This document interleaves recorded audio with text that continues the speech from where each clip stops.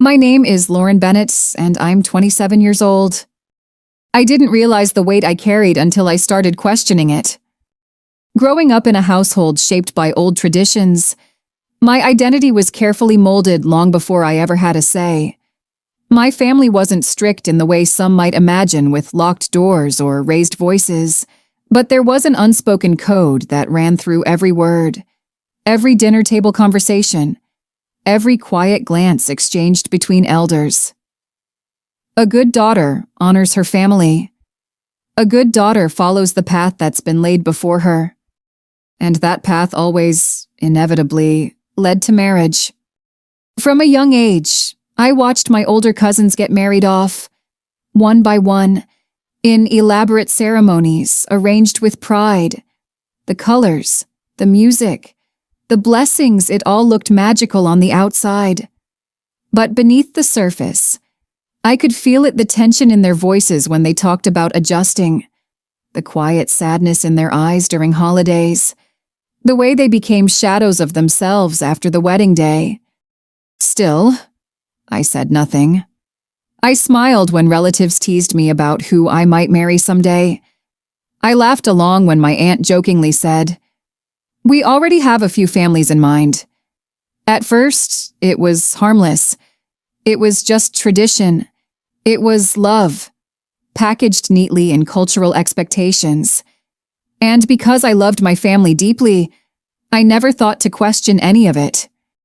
But somewhere in the back of my mind, a quiet voice had already started to whisper, "Is this really what I want?" I was raised to respect my elders, to consider community over self, and to never, under any circumstance, bring shame to the family name.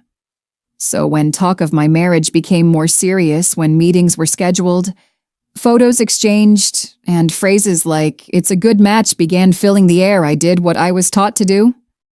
I nodded. Even though my heart trembled, I remember sitting in my bedroom one night, staring at the ceiling as tears pooled silently in the corners of my eyes. I couldn't even explain why I was crying. I wasn't being forced, not in the dramatic, movie scene way people often imagine. But the pressure I felt was invisible and relentless, like vines wrapping slowly around my chest. It wasn't one person pushing me. It was generations of expectation whispering, "This is how it's done." I wanted to make my parents proud. My mother had sacrificed so much to raise me in a country where we could have more, be more. My father worked tirelessly so I could have an education, a future. How could I look them in the eyes and say, "This dream you've carried for me, I don't want it"? For a while, I convinced myself that maybe love didn't need to come first. Maybe love could grow. Maybe compatibility, shared values, and family approval were enough. After all, so many people before me had made it work. Why not me? But no matter how hard I tried to silence that voice in my head, it grew louder with every passing week. Every time someone mentioned the potential groom, every time my phone lit up with another message from his family, I felt a pang of dread. I didn't even know this man. And yet, our lives were being stitched together by people who didn't ask me what I felt. I started having dreams restless, anxious dreams where I was walking down an aisle in slow motion, my feet glued to the floor, my face smiling but my eyes screaming. I'd wake up gasping, wondering if this was normal, wondering if this was just cold feet, or if it was something deeper. I didn't want to disappoint anyone. I didn't want to be the girl who rejected her culture, her parents, her roots. But slowly, I began to understand that loving where I come from doesn't mean I have to lose myself in it. That was the first flicker of awakening, not rebellion, not rage, just a quiet, aching awareness that I was living someone else's story. And I wanted mine back. For a long time, I didn't even question what was expected of me because when something is all you've ever known, It doesn't feel like a choice. It feels like destiny. In our community, especially among women, marriage isn't just a milestone. It's a measure of worth, maturity, and success. Your education, your accomplishments, your dreams, they're all quietly applauded. But there's always this underlying assumption. None of it really matters until you're married. That's when you've made it. I saw it play out over and over. A woman would get engaged, and suddenly, she'd be showered with praise, admiration, respect. Aunties who barely acknowledged her before would now gush over her glow. It didn't matter if she had just landed a job at a top firm or gotten her master's degree. No one reacted to those things the way they did to wedding news.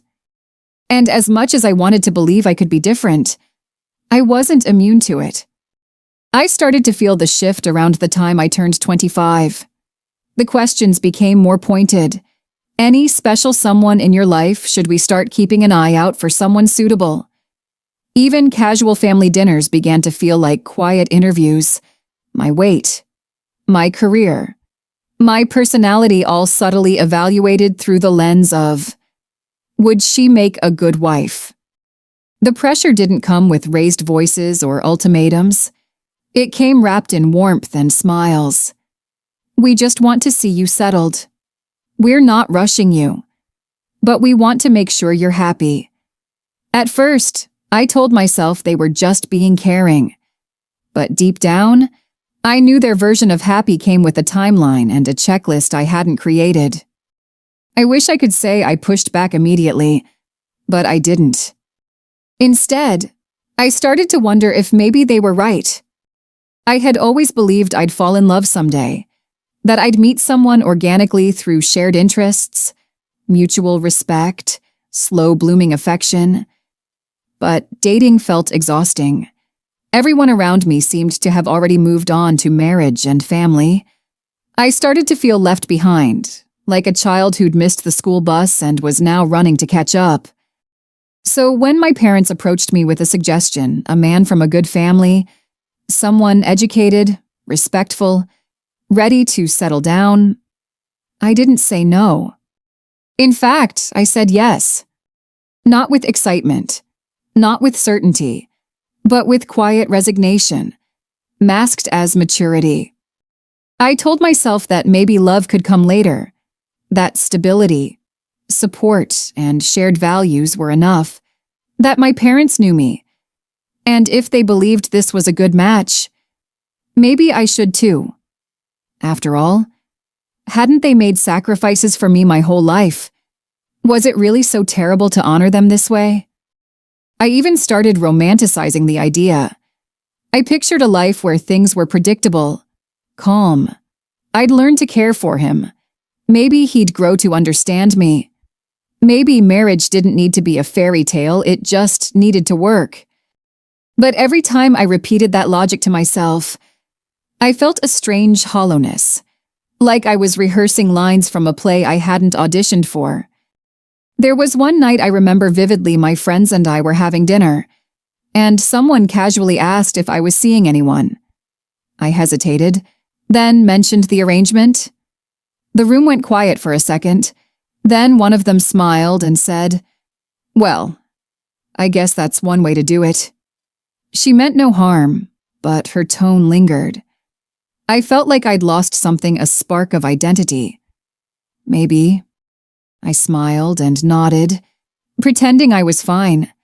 But later that night, I sat in my car for almost an hour before driving home, staring out the windshield, wondering how I got here. What made it harder was knowing how proud my parents were. My mother started looking at wedding venues. My father beamed when talking about the family's background. My relatives started calling more often, excitedly asking for updates. I became the center of a story I wasn't writing. And the truth is, I wanted to make them proud. I really did. That's what made it all so confusing. I wasn't being dragged into this. I had said yes. I had smiled. I had nodded. I had played my part. But the more I leaned into their version of happiness, the more I felt like I was disappearing. What I didn't realize then was that acceptance isn't always agreement. Sometimes it's surrender dressed as obedience. And though I didn't know it yet, a quiet rebellion had already begun inside me, one that would soon grow too loud to ignore. I still remember the day I met him. It was a Sunday afternoon, the kind where the sun is out but the air feels heavy, like the universe knows something you don't.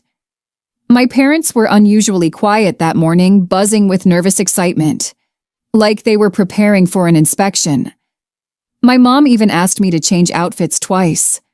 Settling on a soft blue dress, she said, made me look respectful, but graceful. I played along. I didn't ask questions. I didn't roll my eyes or complain. I just did what I was expected to do, even as a quiet storm swirled somewhere deep inside me. When his family arrived, there was a strange choreography to everything. Smiles, handshakes, tea poured with precision. I sat beside my parents like a well-trained daughter. My lips curved upward while my thoughts raced ahead of me. I scanned the room, trying to gather something, anything that might help me feel grounded.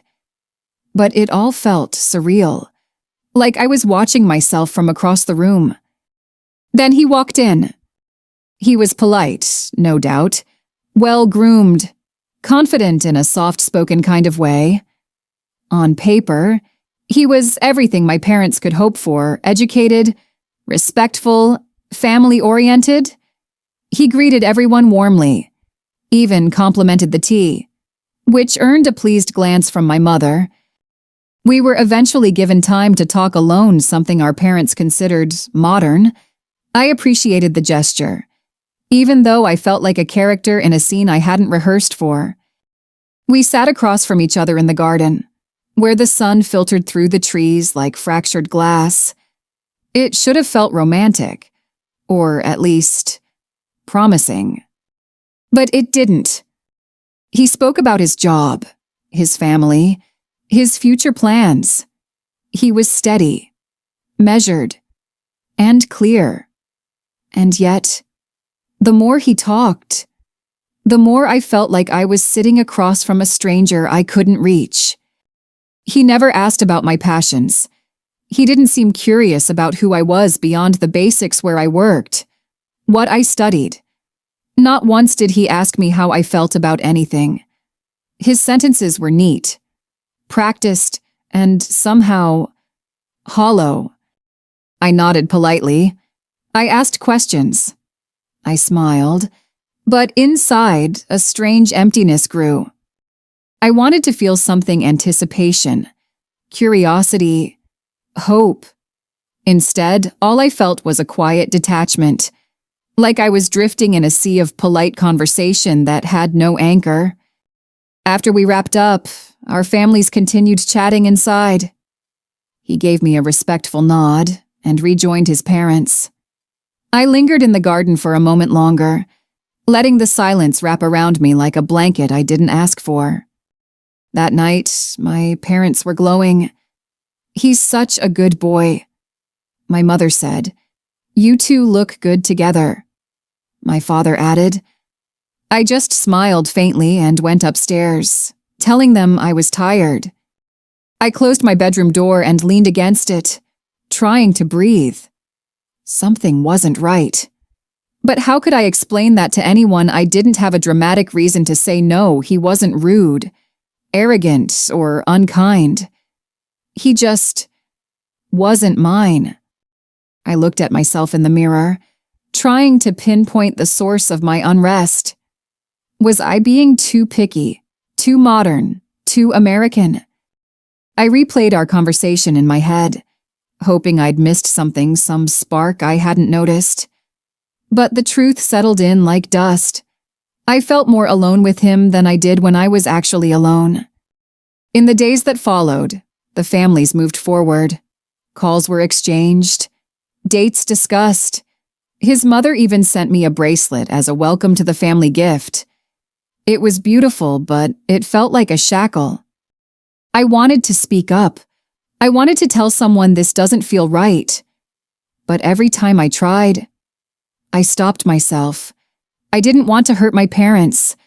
I didn't want to seem ungrateful. After all, they'd put so much effort into arranging this. They believed they were securing my future. So instead of saying what I felt, I buried it. I told myself to wait, to give it time, to trust the process. But in the quiet moments when no one was looking, when the lights were off, when it was just me and my thoughts, I knew. The connection wasn't there. And if this was the beginning of forever, I didn't want to see how it ended. I didn't speak up right away. It wasn't fear, not exactly, not the kind that makes you run. It was something quieter, more familiar. A fear that whispers, what if you say the wrong thing? What if they don't understand? What if this disappoints them more than silence ever could? But the longer I stayed silent, the heavier the words became inside me. It was like walking around with a stone in my chest, unseen by anyone else, but impossible for me to ignore. One evening, about a week after that first meeting, I finally decided I had to say something. My mom and I were in the kitchen. She was chopping cilantro, and the smell of turmeric and onions filled the room, familiar and comforting. I thought it would make it easier. "Mom," I said gently, "can we talk?" She looked up with a soft smile. "Of course. Sweetheart. What's on your mind?" My voice trembled slightly, but I held on to it. "I'm not sure about him. I didn't feel a connection. I mean, he's kind and respectful, but it didn't feel right." She paused mid-chop, her hands still. For a second, I thought she might really hear me. But then came the sigh, the one laced with generations of disappointment. "Lauren, you only met him once. You can't expect sparks right away. This isn't the movies." I swallowed hard. I'm not expecting a fairy tale. I didn't feel seen. It felt forced. She turned back to the cutting board. "Love grows with time. You're overthinking this." I felt my heart sink. I tried again, slower this time. "I don't think I can be happy with someone I don't feel connected to." She stopped, looked at me, and said, "Happiness doesn't come from connection. It comes from stability, from two families coming together, from commitment." I wanted to scream, not out of anger, but out of the aching loneliness of being misunderstood. That night, I brought it up with my dad. I waited until we were alone. He was in the garage working on his old toolbox, something he always did when he needed to think. I stood in the doorway, my arms crossed like armor. "Dad, can I talk to you about something?" He wiped his hands on a rag and nodded. "Sure." I told him how I felt, how uncertain I was, how I was struggling with the idea of marrying someone I couldn't emotionally connect with. I even admitted I was scared of getting it wrong, of ending up miserable, of resenting them for choosing for me. He was quiet for a long time. Then he said something that will stay with me forever. "Lauren, you're our daughter. We know what's best for you. This is just nerves. You'll learn to care for him. That's how it worked for your mother and me." And just like that, my fears were invalidated, bundled up neatly as nerves, boxed and stored in a place labeled "Don't Open Again." I remember going back to my room and sitting on the edge of the bed, numb. The room was the same, but I wasn't. It was like something inside me had cracked open. And now I could see it all clearly. This wasn't about me. This was about tradition, about optics, about doing the right thing for the family. I began to question everything. Why had my voice become so small in a decision about my entire life? Why did love, happiness, and connection suddenly feel like luxuries instead of basic needs? I tried once more, this time with both of them. I said it firmly. I didn't cry. I told them I wasn't ready to move forward, that I needed more time, that my instincts were warning me. They looked at each other, then at me. My mother's eyes welled up with tears. "We've done everything for you. All we want is to see you settled. Why are you making this so hard?" And my father's voice turned colder than I expected. "Sometimes, Lauren, you have to put your feelings aside for the greater good." The greater good, what does that even mean when your heart is crumbling? That was the night I realized something devastating. When your truth doesn't fit their script, they'll edit you out. So I stopped talking. But I didn't stop feeling. And slowly, silently, I began to realize that if I didn't fight for my own voice, no one else would. They say silence grows louder the longer you sit in it. I never understood what that meant until I started living in the quiet space between my truth and their expectations. After I shared my doubts with my parents and was met with resistance and dismissal, I began walking through life as if I was two people. There was the daughter they wanted, agreeable, respectful, poised for a future they had mapped out in pencil long ago. And then there was the me I kept tucked away, the version slowly waking up from years of obedient slumber. She was tentative, fragile, but she was mine. And the war between them was constant. I'd go to family gatherings and be introduced with that knowing smile, "Lauren just met someone. It's going really well." Everyone would beam. I'd nod and smile too, playing along like I wasn't slowly unraveling inside. No one asked how I really felt. No one even noticed when my smile didn't reach my eyes anymore. I started avoiding phone calls. I skipped dinners. I stopped opening messages from his family. It wasn't rebellion, it was self-preservation. But even in that space I carved out for myself, guilt found its way in. Every moment I tried to focus on my own needs felt like betrayal. The worst part, I was grieving a version of myself I never got to fully be.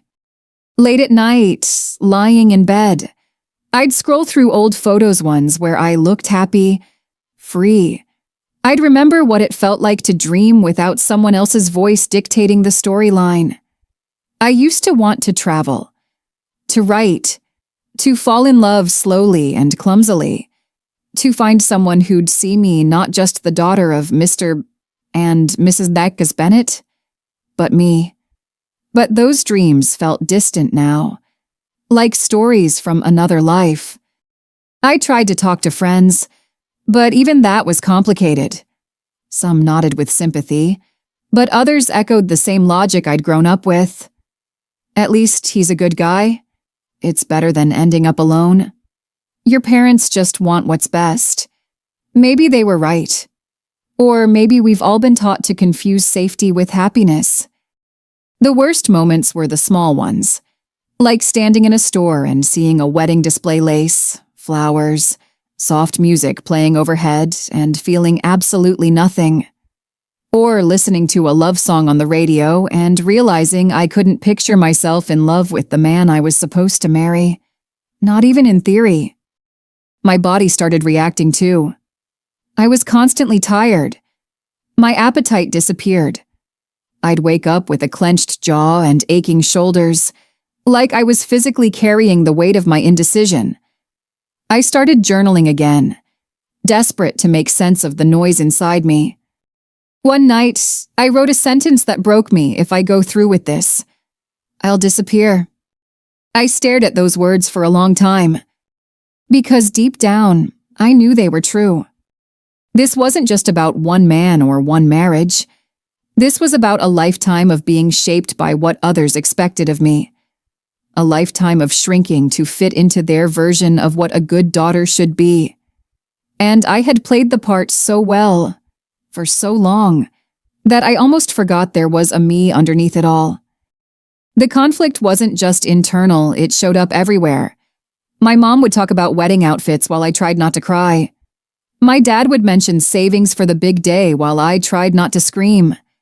Every loving gesture became a reminder of how trapped I felt. And still, a part of me hesitated. Because saying no wouldn't just be a decision, it would be a declaration. It would mean challenging everything I was raised to believe. It would mean risking their disappointment, their hurt, maybe even their silence. Was I strong enough to carry that? Most days, I wasn't sure. But there was one thing I was sure of. I couldn't keep living this double life. The girl who smiled for everyone else and the woman silently aching behind her eyes couldn't coexist much longer. Something had to give. And deep within me, that quiet, flickering voice, the one I had buried under years of expectation, began to whisper louder. You deserve more than this. I didn't expect the moment of clarity to come during something as ordinary as a family dinner. It was a Sunday evening, just me, my parents, and him. We had all been invited to dinner at my uncle's house. Nothing fancy, just grilled chicken, homemade salad, and a few relatives making small talk over wine. But everything felt scripted. The way my parents watched us interact, like they were checking for signs of harmony. The way he sat close to me but never really with me. The way I kept smiling because I didn't know how not to. At one point, he turned to me and said, "Once we're married, I'd prefer if you didn't work too much. I think a wife should prioritize home." It wasn't harsh. He said it casually, with a smile, like it was obvious, like it was natural. And yet, something inside me froze. I nodded, just to keep the peace. But inside, my thoughts screamed, "What do you mean a wife should? Whose version of marriage is this?"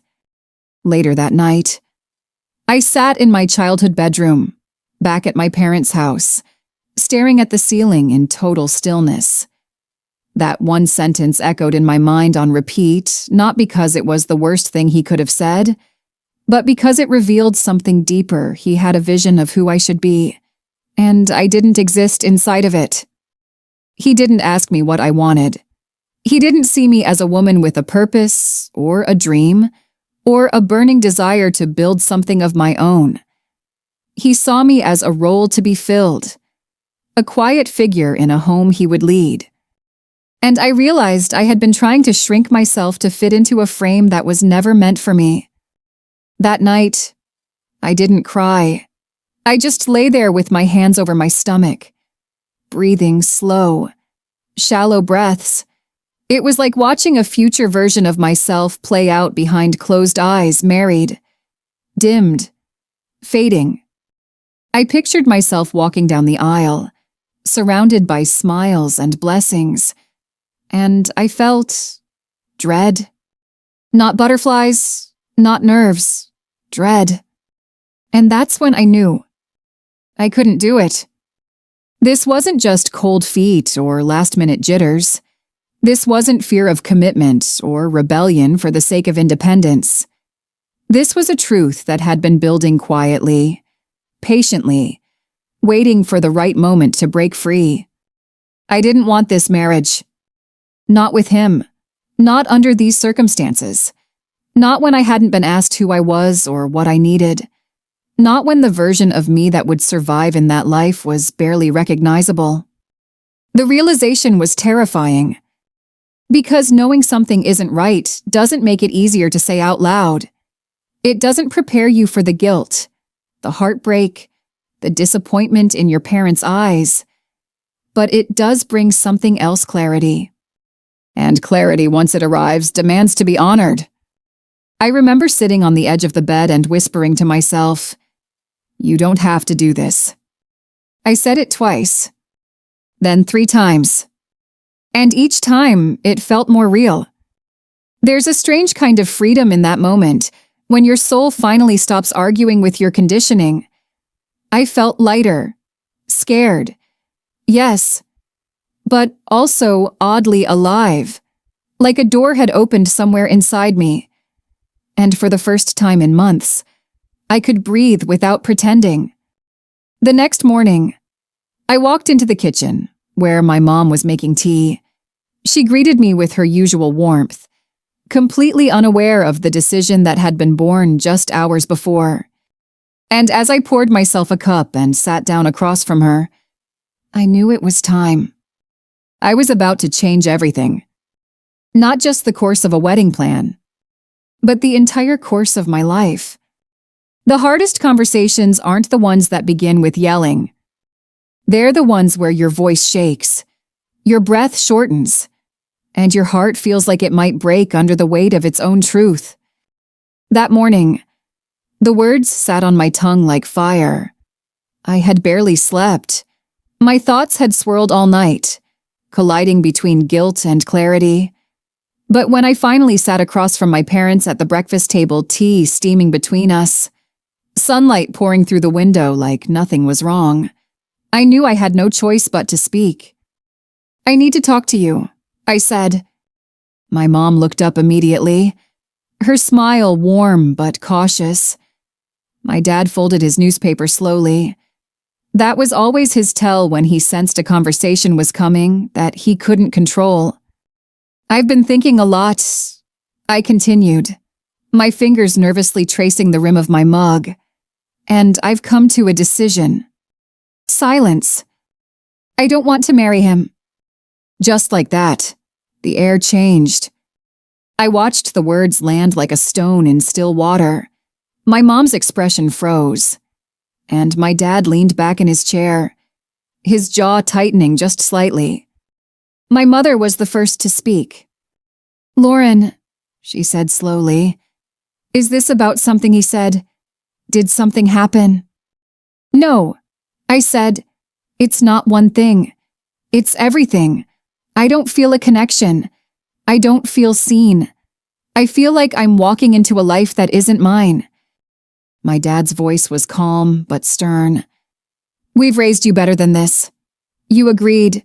You met him. You smiled. You never said anything until now." I nodded, shame creeping into my cheeks. Because I was scared. Because I didn't want to let you down. My mom's eyes welled with tears. "We've done everything for you.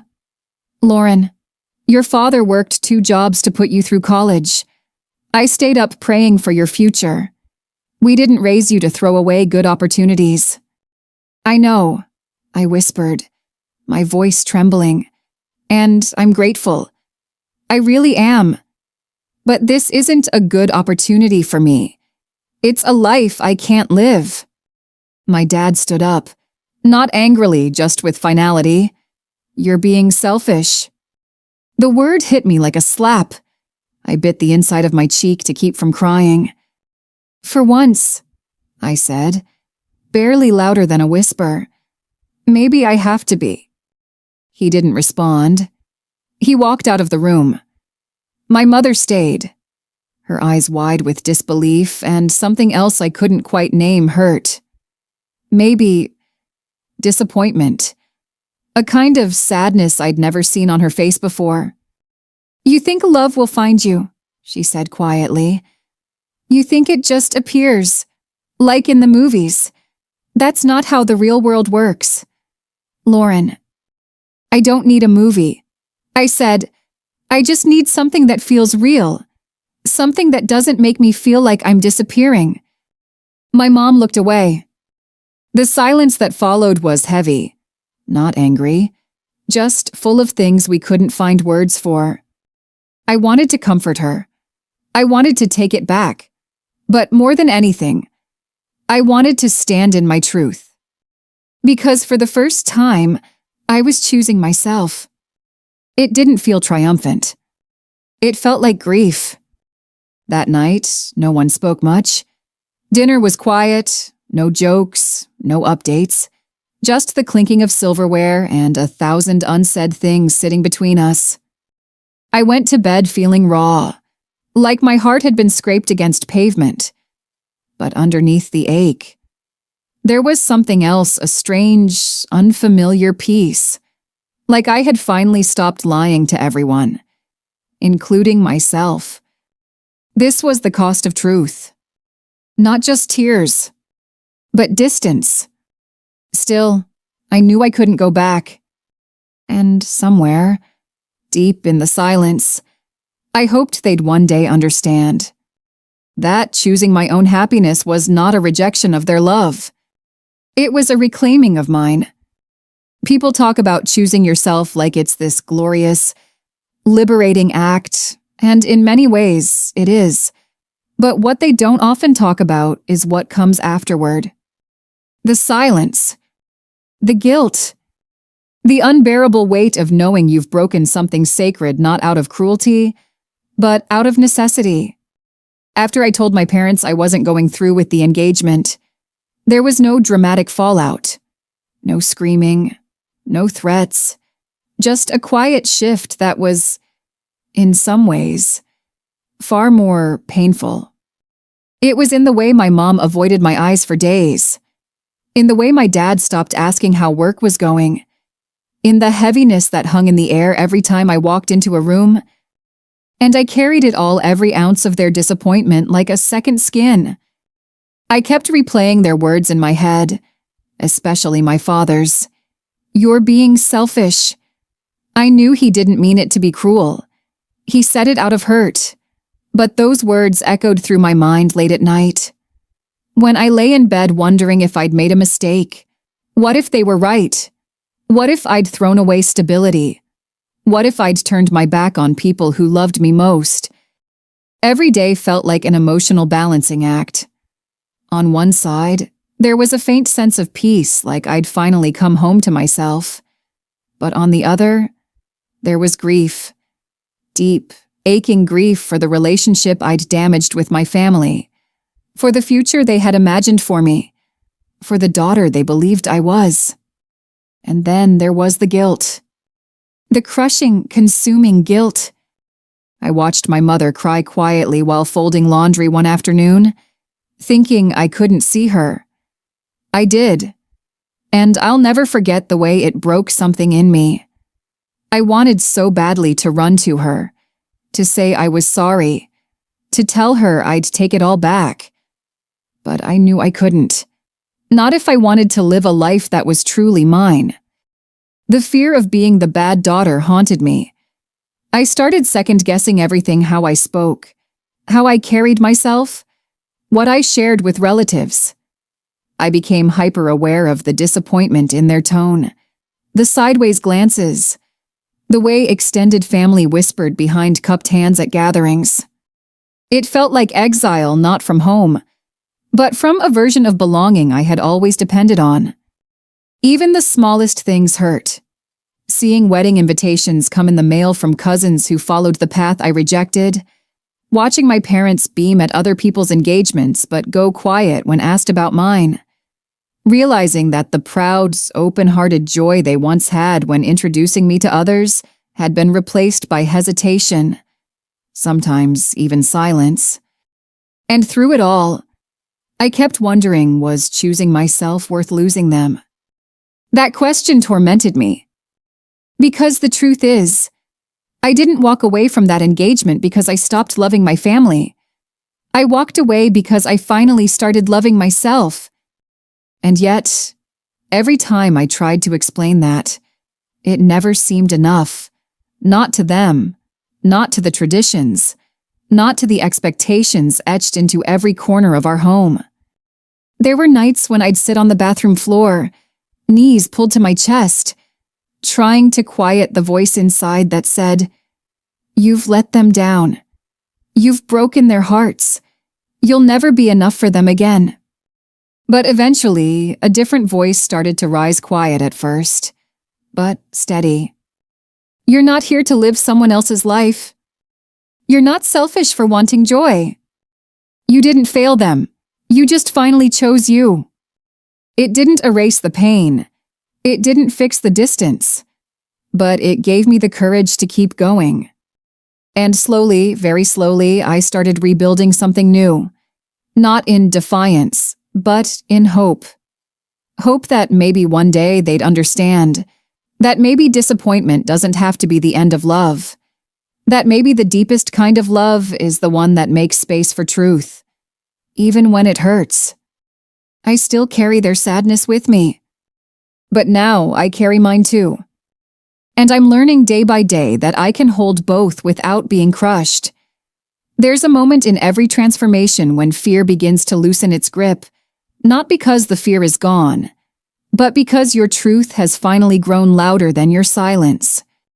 For me, that moment didn't arrive with fireworks. It came quietly. On an ordinary afternoon, as I was walking past a mirror in the hallway, I caught my reflection, and for the first time in months, I really looked at myself. My face seemed tired, yes, but behind my eyes, something had shifted. There was resolve. Up until then, I had been trying to please everyone, trying to soften the blow of my decision, to keep the peace, to explain my way out of their disappointment. I kept telling myself, if I just say it the right way, if I just show them I still care, maybe they won't hurt as much. But I was beginning to understand some pain is inevitable, and some decisions don't come with clean endings or tidy bows. Sometimes you have to make peace with being the villain in someone else's story, if it means being the hero in your own. So I stopped apologizing for wanting a life that felt like mine. I started small by reestablishing routines that made me feel like myself again. Long walks alone with music that made my chest swell. Journaling without censoring my feelings. Sitting in coffee shops with my laptop, just writing, just dreaming. I didn't need permission to rebuild. I only needed presence. I reconnected with friends I had distanced myself from during all the pressure. I told them everything, my doubts, my guilt, my fear. And one by one, they reminded me that choosing your future isn't selfish. It's sacred. And slowly, I began to believe them. There were still hard moments. Of course, my parents continued to walk on emotional eggshells around me. Family members called less often. Some even sent passive-aggressive messages, thinly veiled questions like, "Still single?" or "Are you really okay?" But I no longer responded with shame. Instead, I answered with clarity. Yes, I'm still single, and yes, I'm more okay than I've been in a long time. Saying those words felt like reclaiming air. There was one particularly defining conversation I'll never forget. My mother and I were folding laundry together. It was quiet until she suddenly asked, "What are you going to do now?" I paused, not entirely sure how to answer. "I'm going to live a life that feels right to me," I said. "I'm not sure exactly what it looks like yet, but I know what it doesn't look like, and I'm done pretending otherwise." She didn't respond, but she didn't argue either. And in that silence, I felt something shift, like maybe, just maybe, she saw me for the woman I was becoming, not just the daughter she had raised. I no longer needed their full approval to keep moving forward. I began applying for creative jobs I had once been too afraid to pursue. I enrolled in an evening class I'd always wanted to take, creative nonfiction writing. I even traveled solo for the first time, to a quiet coastal town where I sat on the beach and let the wind remind me that freedom isn't a concept, it's a feeling. For the first time in my life, I was leading my story, not being led. I stopped defining success by someone else's checklist. Marriage, home, status, those things could still come, but only if they aligned with who I was, not who I was supposed to be. My voice, once a whisper buried beneath tradition, was now clear and steady. Not loud, not angry, just unapologetic. I didn't stand my ground to rebel. I stood my ground to belong to myself. And every step forward since has felt like a homecoming. Healing isn't loud. It doesn't arrive in sweeping gestures or life-altering epiphanies. It's quiet. Subtle. Like learning how to breathe again after holding your breath for too long. After I made the decision to walk away from the arranged marriage, and more importantly, From the version of myself that was built entirely on pleasing others, I thought freedom would feel like a celebration. But what I didn't expect was the hollow ache that followed. The silence from family. The loneliness of being right, yet still feeling lost. At first, everything felt unfamiliar. I wasn't who I used to be, but I didn't fully know who I was becoming either. I was stuck in this liminal space, grieving the life I left behind while still uncertain about the one I was heading toward. But that's how healing starts. With uncertainty, with unlearning, with sitting in the discomfort and trusting that clarity will come. Eventually, I began to fill my days with small acts of self-connection, journaling, reading books that mirrored the emotional chaos inside me, long walks with no destination. I started seeing a therapist, someone outside of my family, outside of my cultural lens, who could help me unpack the guilt, the fear, and the years of self-silencing.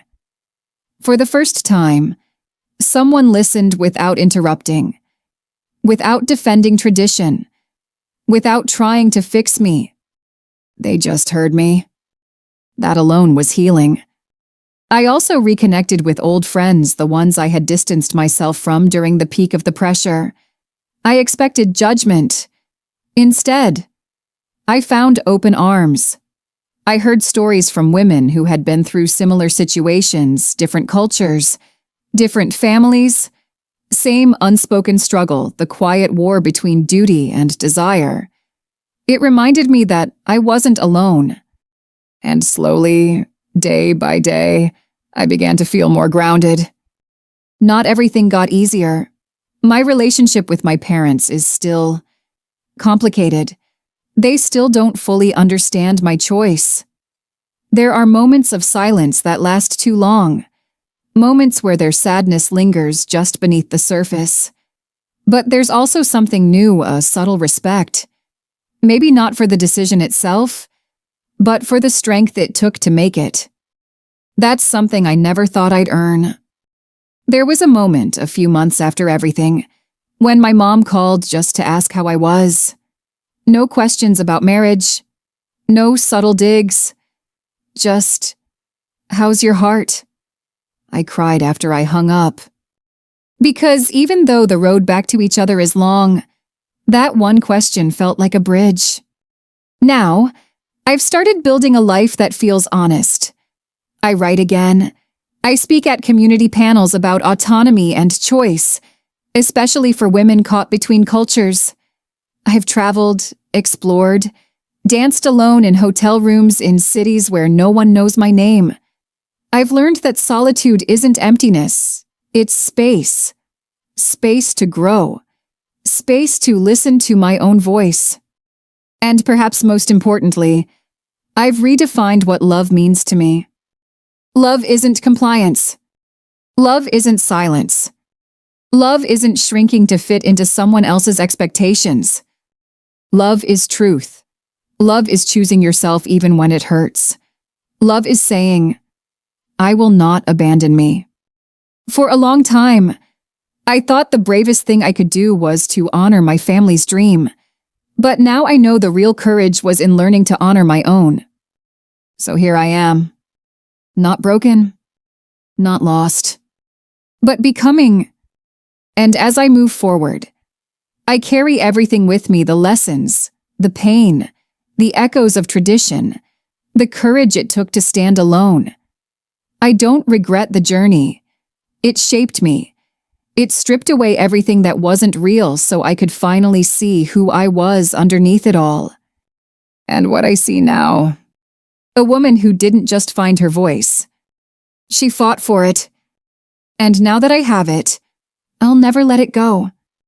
Looking back on everything I've been through, the expectations, the silence, the fear, the grief, I've come to understand that choosing myself wasn't just a moment of courage.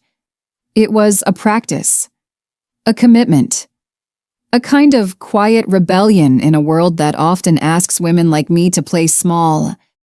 For anyone who has ever felt trapped between honoring others and honoring yourself, Let me tell you this.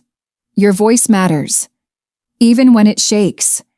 Even when it disrupts. Even when it hurts. I used to believe that love meant obedience, that loyalty meant silence. I thought being a good daughter meant folding myself into the shape of my family's dreams. But what I've learned sometimes painfully is that love without room for truth isn't love. It's performance. The biggest lesson I carry now is this: you can love your family and still choose differently. That choice doesn't make you selfish. It makes you whole. Because self-abandonment never leads to peace.